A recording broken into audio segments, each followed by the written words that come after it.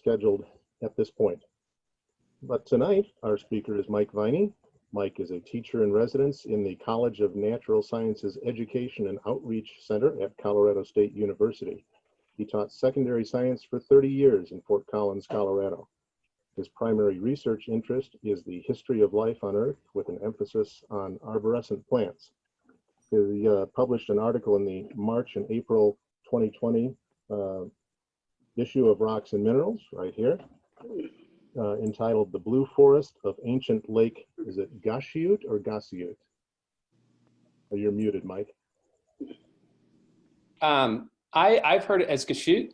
Gosiute. It's a term that came from Native American tribes that were in the Southwest, and sometimes it's even spelled with a H.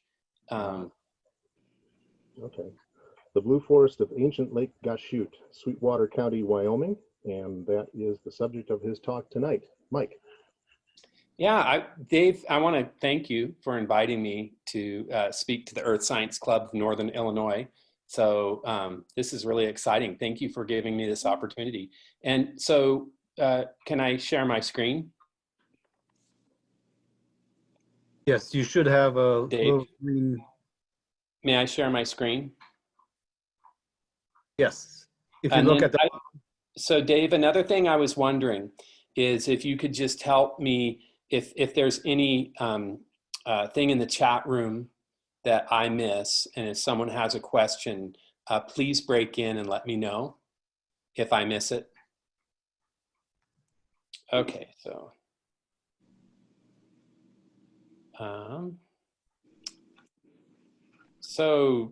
can you see that? Oh, yes. Oh, okay, great. So I really like this picture here. That's my wife in the hole there. And the thing that I like about this picture is it just shows how exposed you are out in the high plains desert of southwestern Wyoming. And it's an absolutely beautiful place, and yet very desolate as well. You've got, it's usually very sunny. It's very windy and there's a lot of dust, and so that can be a little bit miserable. On this afternoon, you can see there were scattered thunderstorms, but that kind of gives you a sense of what it looks like if you've never been there. I've got a couple of specimens here on the page. One has that blue botryoidal chalcedony that's surrounding the fossil limb, and then there's some orange calcite there as well. And then the specimen above that is cut in a transverse section, and it actually has bark on the perimeter there between the blue chalcedony and the brown colored wood. So let me just take a second here, and I wanted to keep track of my time so that I don't go over. So this is a map of Wyoming there in the United States. And then this may be a little bit confusing because the picture up above doesn't show you the entire state of Wyoming. It just shows you the southwestern area of the state. And you can see Sweetwater County, and there's different locations on the map here. This was made by my colleague, George Musto from Western Washington University. And site 3 there is the Blue Forest. So, okay. I'm going to share this PDF with members of your club, and the map right there, if you ever decide to go hunt at the Blue Forest, that map will get you there. My wife drew that map, and I've given it to other people, and they've been able to make it to the site very easily with that map. So it's a really good one. And there's 3 different pictures of her here. And the reason I chose these pictures is in the Blue Forest area is pretty big, and it's pockmarked with previous excavations that people have made. And some areas, you start to dig through the shale, through the soil, excuse me, and you run into shale layers, and they can be quite thick and difficult to remove. And a lot of the wood is underneath that shale. There are other areas where the shale is relatively easy to remove, but still a task. And then finally, there's areas where the shell is almost non-existent and has weathered away. And So I can show you kind of what these three areas look like. In this picture, from my wife's right knee down to her ankle is shale that's in place that's very difficult to remove. And you can see the picture on the left, and there's a rock hammer there. And that's, it's kind of difficult to see, but there's a limb that's been uncovered, the end of a limb. And it's actually blue botryoidal chalcedony, but the dirt's covering it, so difficult to see there.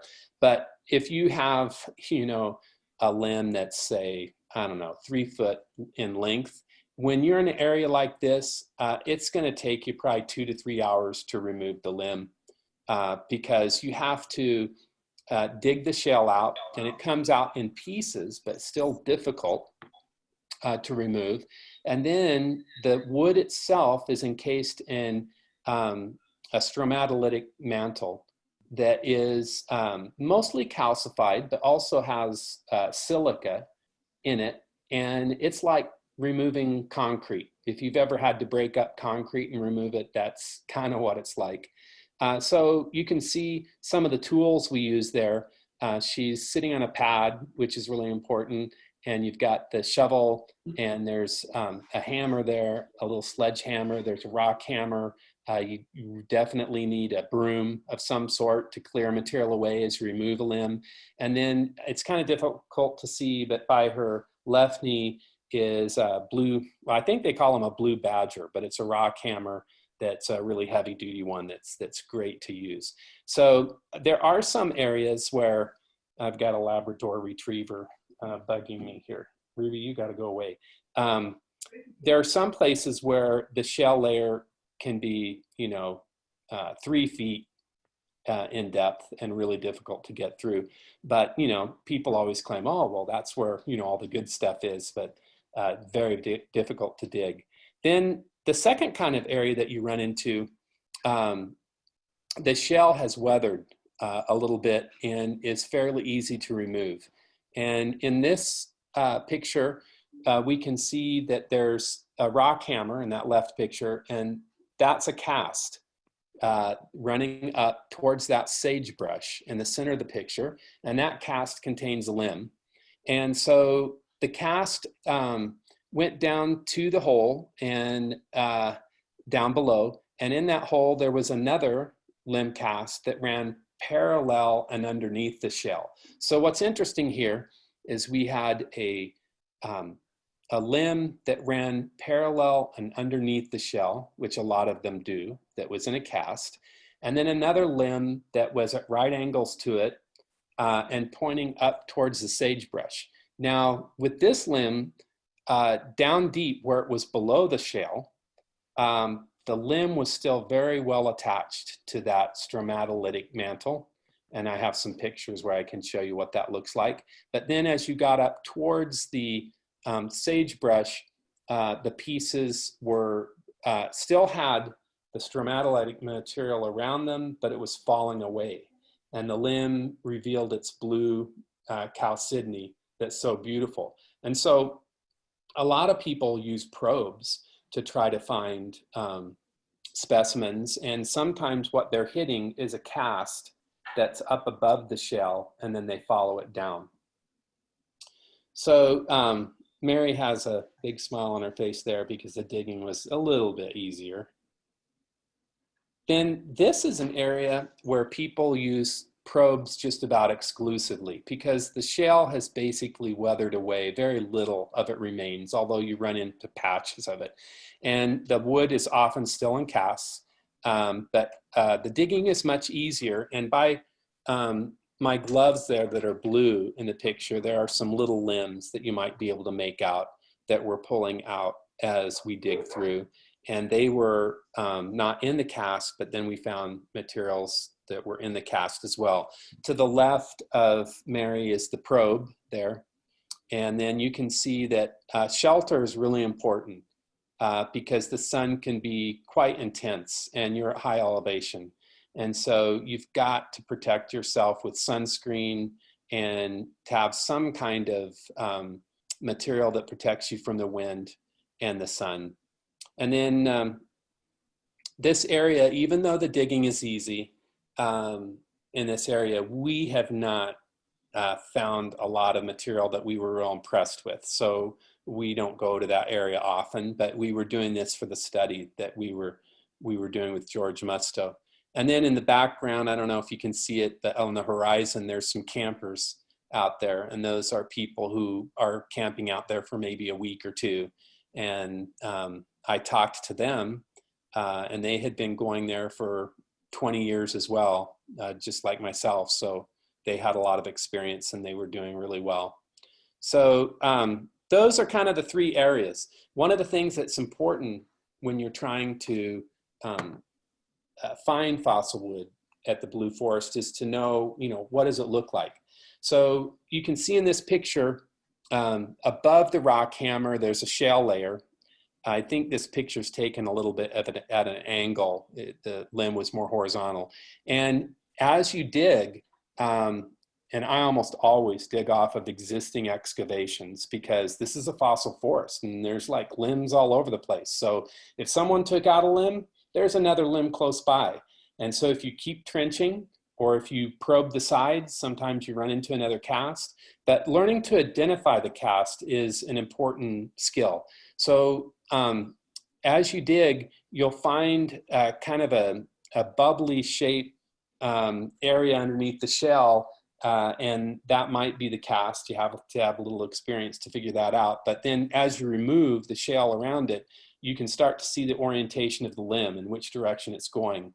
And that cast, as you can tell, is pretty big, but it just peels away like onion peels, and you get down to the limb, and then you remove it. So I think the limb in this one was around 2 inches in diameter, and the shell wasn't too difficult to remove in this area. You don't want to spend a lot of time uncovering a cast without looking to see what's inside, because you can run into a limb that's just falling apart, and you don't want to waste hours and hours having followed something like that. But you have to be careful, because limbs come out in sections, and one section may be really well silicified, and another section may just be falling apart. So we were digging a hole up there one day, and some young man came with his dog, and he says, "I've never been here before. Can you help me out?" And so he chose a hole, and he started digging that hole, and he called me over, and he was unfortunately breaking pieces of limb up as he was trying to remove it. So we showed him kind of what to do. And then he came to a section that was 1 foot long and probably 3 inches in diameter, and blue botryoidal agate all the way around. Definitely better than anything I've ever found myself. And he was there for the first time. I can't tell you how many times that's happened to me. Here's a picture of me, and you're looking down in a hole, and this shell was a little bit more difficult to remove, and we've removed some of the cast, and that's a limb that I'm actually pulling out there, and not much of the materials around it. So these two limb sections came from the same log, or from the same limb, and the one up above, you can see there's not much of the material around it, and then the one below, there's a thick stromatolitic mantle around it that was created by algae and cyanobacteria millions of years ago as they grew around this limb. And like I said, they retain their calcite, their calcium carbonate, but as the silica seeped into cracks and crevices and permanentalized the wood, it also created networks of silica within this, this rind that surrounds the limb. And so it makes it very difficult to remove. You can put it in muriatic acid that you buy at the store to clean concrete, which is 1 molar hydrochloric acid. And you want to reduce that, or you want to reduce that by at least 50% with water. And so you get some water in there, and then you just add a little bit of acid to it, and you don't want to have more than a 50-50 mixture. But even when you do remove the calcite, you have to use a wire brush to get rid of some of the silica, and even then you may have to grind some of it away. So that can be quite difficult to remove. It's not impossible, but you know, it's strange that you can have one limb that comes out so clean and another one that's just still really embedded in there. So there's a lot of evidence, you know, for a lake environment at this deposit that I think is really fun. In the top right picture there, you've got the shell, and the shell is a little bit weathered there. Its composition, it actually is it has a lot of silica in it, that shell does, and it doesn't react with hydrochloric acid. On the bottom picture there, I took that with a Dynolite, which is a digital microscope that you can buy that will hook up to your computer. That's a lot of fun to use. And you can see the wood structure there, and the little holes are the vessels that carry the water. So since it has those vessels, you know, that's a flowering plant. And then in the chalcedony that's down below, you can see little bivalve shelled organisms, and those are ostracods, little seed shrimp, they call them, that lived in the water. And I imagine that they were probably feeding on the algae, and it's just the shells that are in there. But something that's kind of interesting about those shells is that originally they would have been kind of a low magnesium carbonate shell, but they are also silicified and don't react with hydrochloric acid.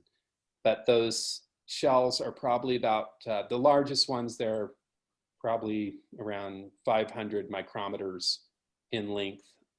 So half of a millimeter, half the width of a dime. Then on the left-hand picture is a gar scale. And that gar scale, you find those, they seem to retain their original enamel, and they're embedded in the stromatolitic material that surrounds the wood. They aren't common to find, but you do find them. And so, you know, there's 3 pieces of evidence that we've got a lake environment here. And then in the next slide, I've got a map that was made by George Musto, but it was taken from Lance Grand from a 2013 publication that he had. And this just shows the relative positions of the 3 lakes that were in Wyoming, Utah, and Colorado. And so you've got these sedimentary deposits that tell you that there were lakes there. And for the Blue Forest, if you look up there in Wyoming, around 50 million years, you've got, our spot was probably on the edge of the lake.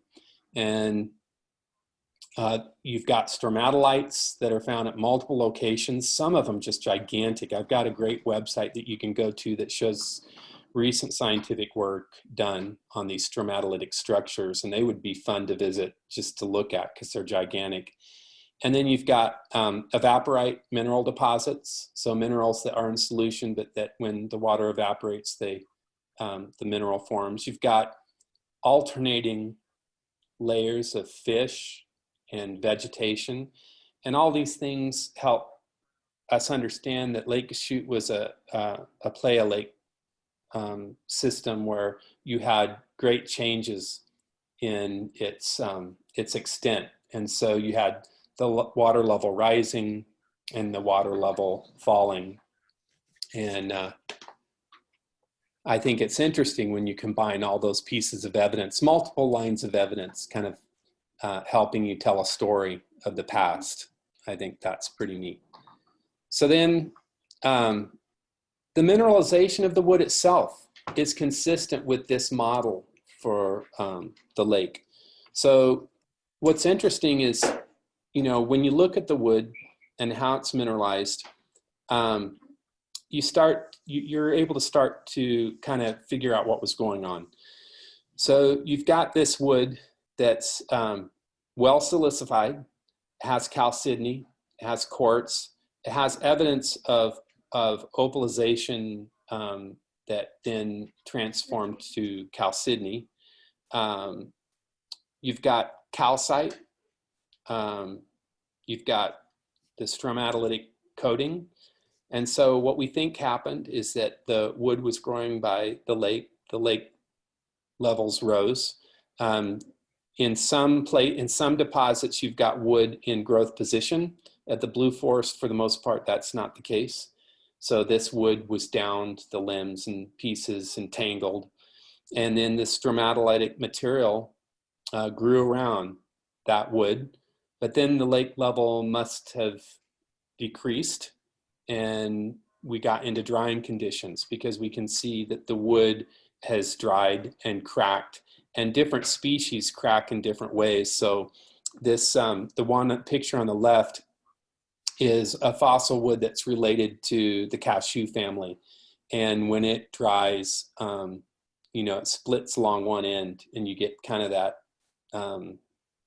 that little space where it looks like wood is missing, but actually the wood's not missing. It's just dried and cracked. Then the other interesting thing is, as the wood dried and cracked, bark, on the outside of the wood is usually destroyed in fossil wood deposits, because wood is often transported by river systems. And so, or else the bark decays pretty quickly. So this wood did not get transported. The bark stayed intact and did not decay for the most part, but it does separate from the wood as it dries. And what's interesting is it looks like it stayed attached to the stromatolitic material, and the wood dried and formed spaces between the bark and the wood.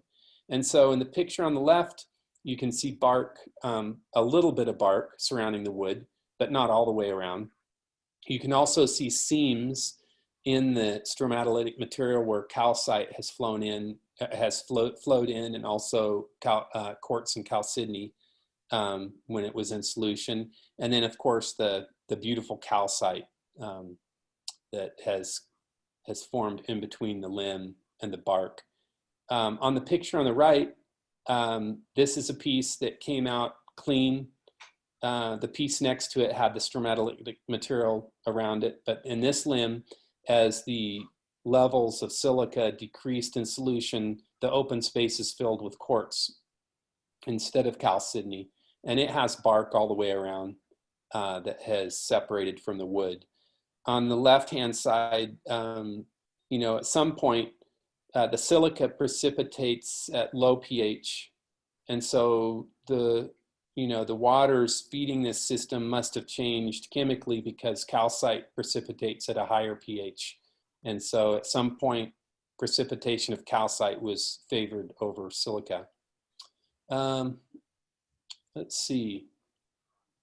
In this picture on the left, you can see that where this limb has dried and cracked, there was a little limb that was branching out from the piece of wood, and that little limb has been split in half by the desiccation crack. And then there's some calcite that filled in the space. The picture on the right, most people, I had a friend who was looking at that, and it's about a foot long limb, and it's like 2.5 inches in diameter, and it's just a beauty. And he says, you should throw that in acid, because, get rid of that calcite so you can see that beautiful blue botryoidal agate underneath. And some of it's a little bit purple too, I can tell. But I'm like going, no, I like that calcite. I think the orange color is pretty. And most people dissolve that calcite away. In fact, there's even a dark orange piece of calcite in that one too that's kind of nice. On the bottom left, we can see that there's a lot of insect activity in this wood by beetle larvae, the wood-boring beetle larvae.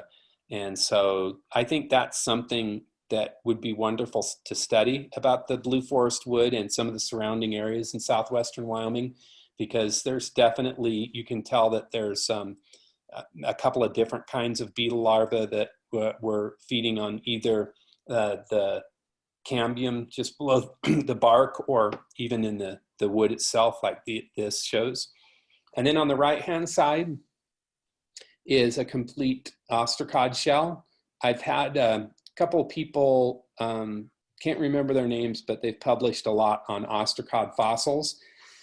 And I asked them to look at some of my pictures, and you have to have an ostracod shell, and you have to be able to rotate it to really be able to identify it, because you've got to take measurements on different sides and you've got to understand its shape. But that ostracod shell there is complete, and you can see it acted as a nucleation site for chalcedony growth. And what's interesting is the experts who looked at my pictures said, well, you've got at least 3 different ostracod species in these photos, but you'd have to separate them from the agate, or the chalcedony, excuse me. And they weren't sure how that could be done because the shells themselves are chalcedony. So they said maybe, you could crush the material and you'd get lucky and extract some. But I think that's another thing that could be studied about this site that would be really interesting. So this is a very simplified, generalized stratigraphy of the Eocene sediments that are in the Green River Basin that was put together by my colleague George. And we placed the blue forest in the Laney member, and I'm still struggling with whether it's Green River Formation or Bridger Formation. They interfinger, and there's not any exposed stratigraphy there. You have to dig to get any of the stratigraphy that you want to see.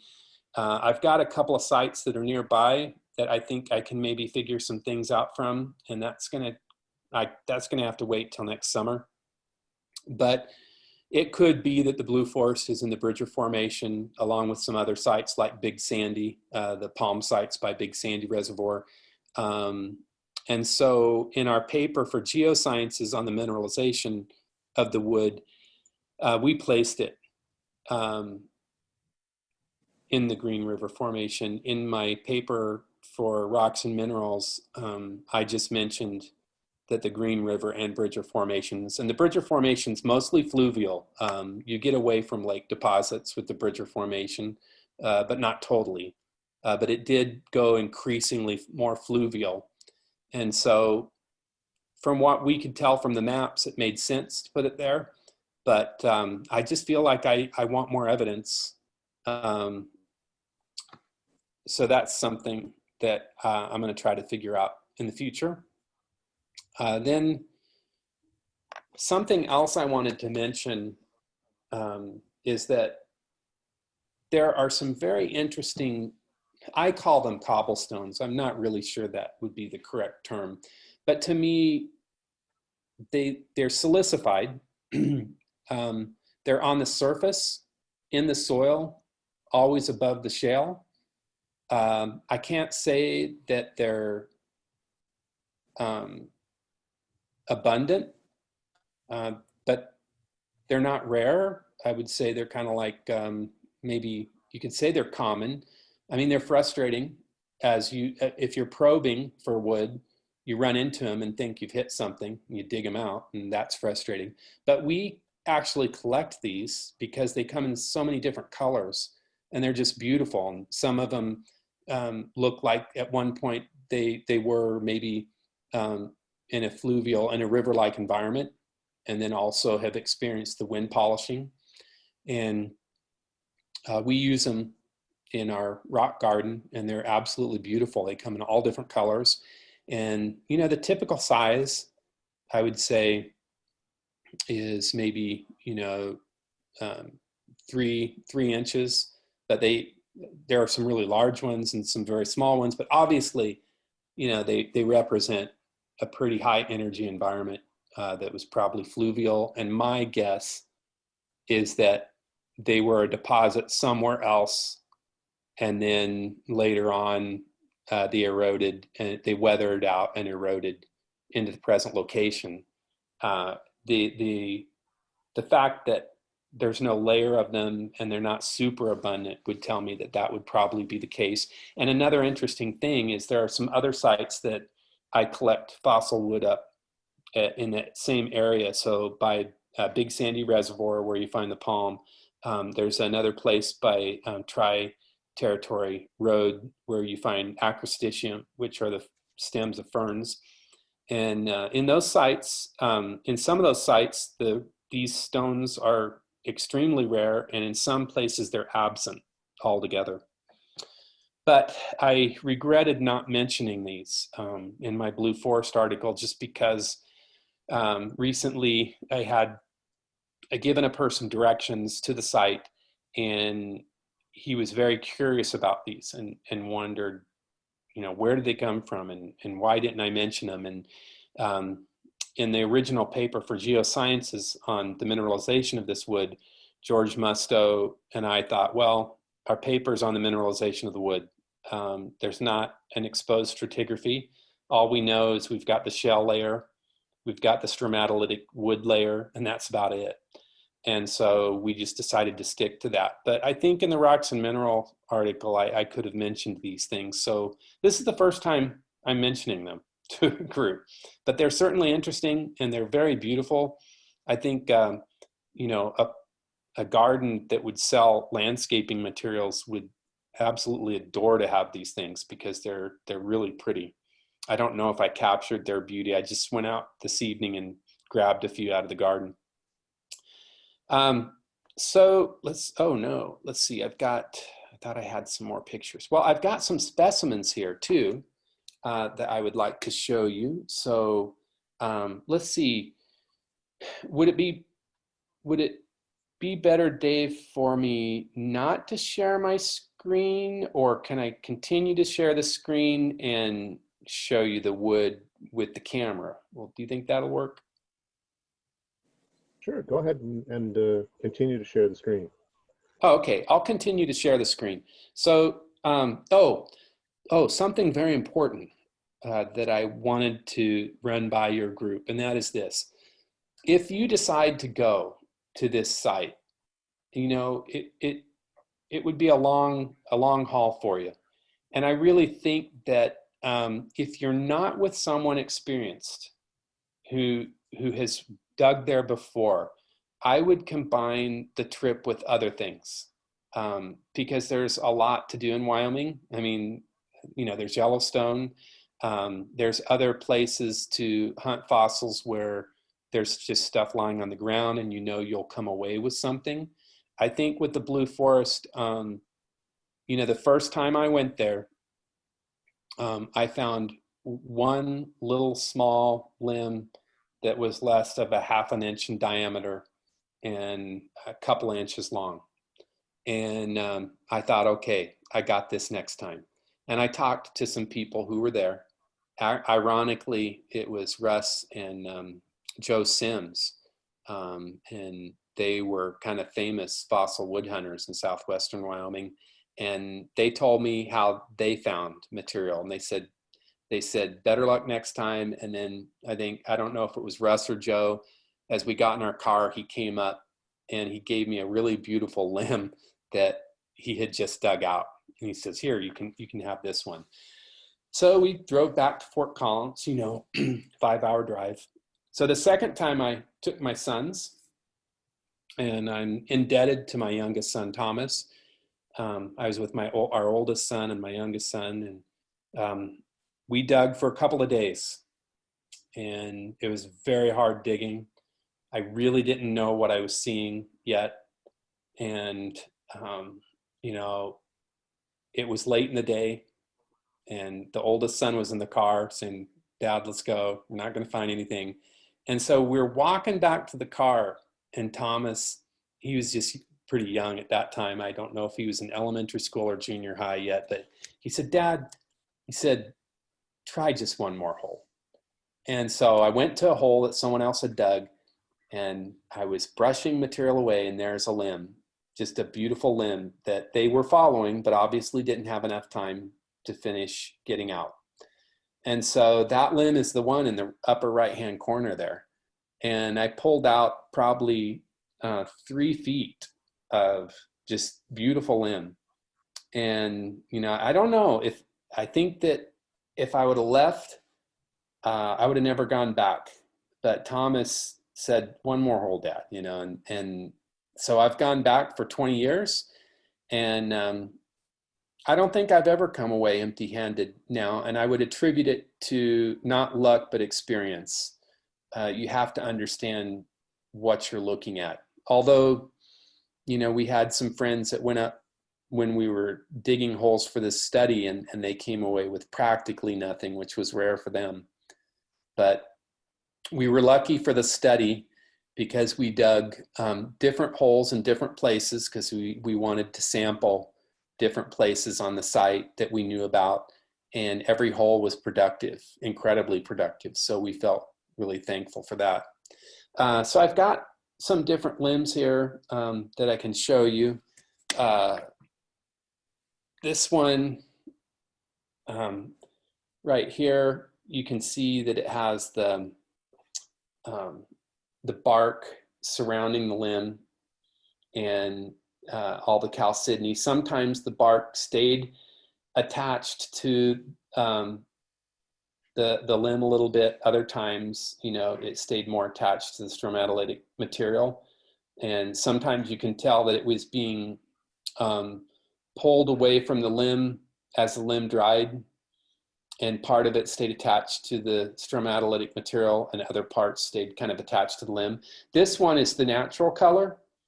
So the brown and the black it hasn't been bleached or anything. Then the other side is just a cast, but that doesn't look good there. So here's another specimen that was black. And so you could not see any detail.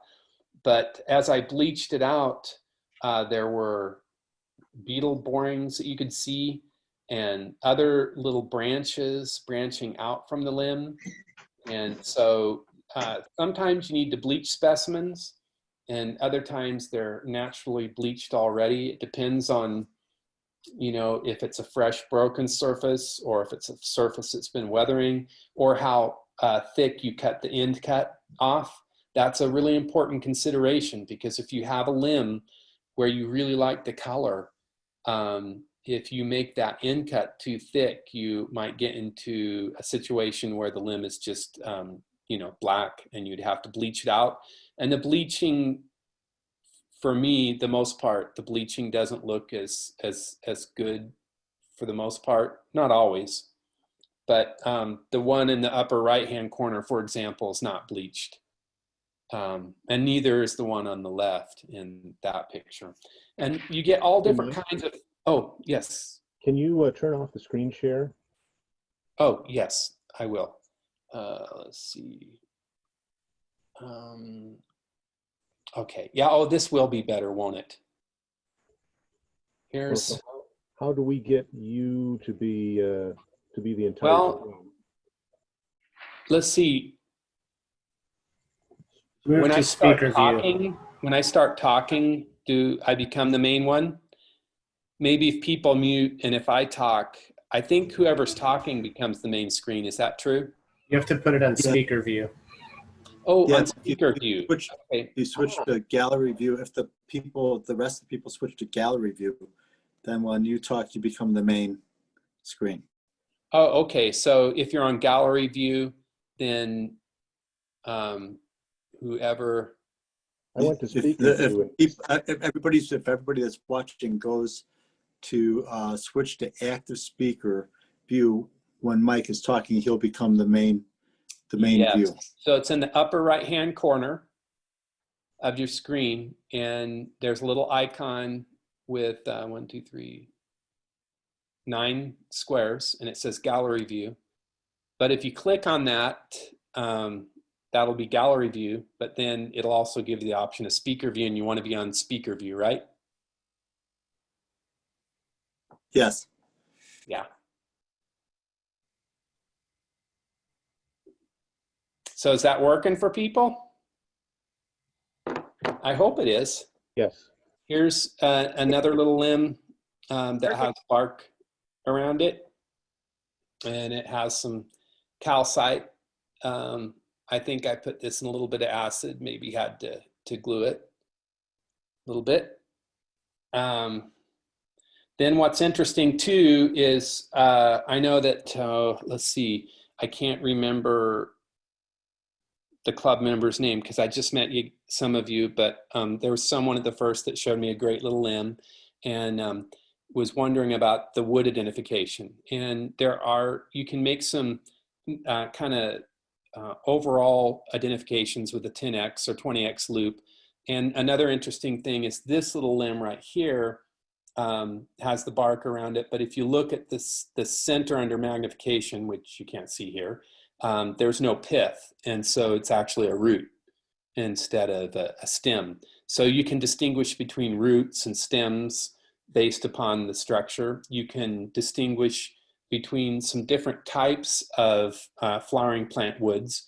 I did find one log that was a cone-bearing plant, a gymnosperm, and people didn't believe me because they said, oh, you don't ever find those at the Blue Forest, but we did, and we had that in, oh, that was in the Rocks and Minerals paper. You also find, like here's a cute little stem. You find some that are branching, that are forked, and this one came out pretty clean. I didn't polish it, but it would polish up pretty nicely. And there are limbs that you find that you would look at it and you'd like go, that came from the Blue Forest, because there's no chalcedony around it. There's no stromatolitic material. And so the gymnosperm that we found, the very end of it had the blue chalcedony all around it, but the rest of the limb that was probably 3 or 4 more feet was just brown like this. All the chalcedony had come off.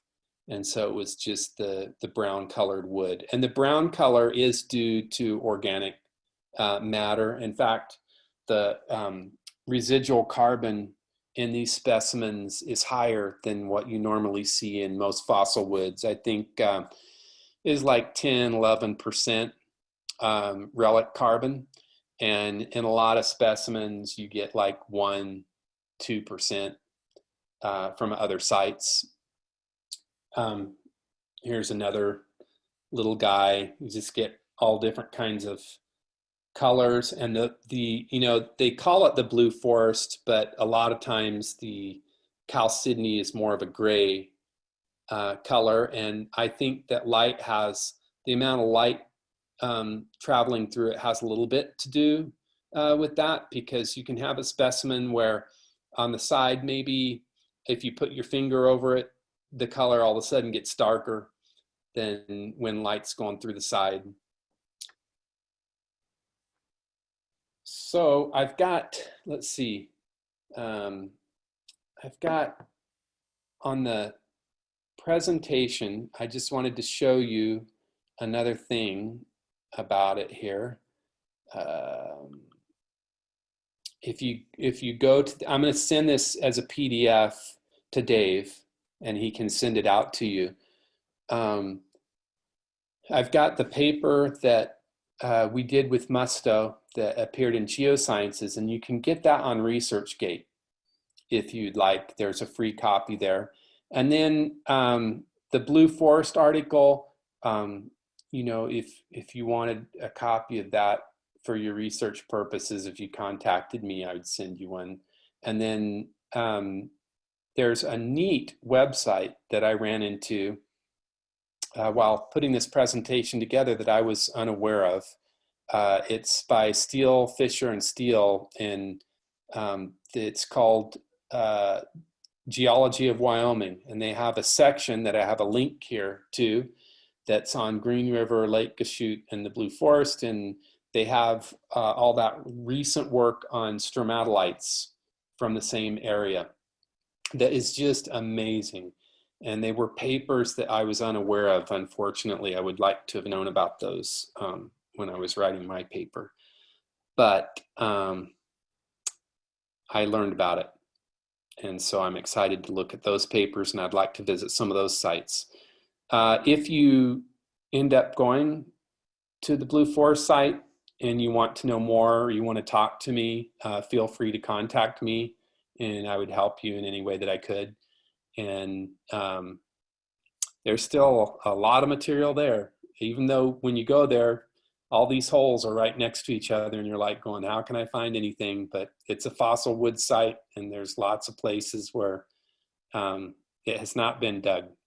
And you just have to have the right tools too. That's really important. So I guess that's basically it. I'd like, we could open up for some questions if you'd like.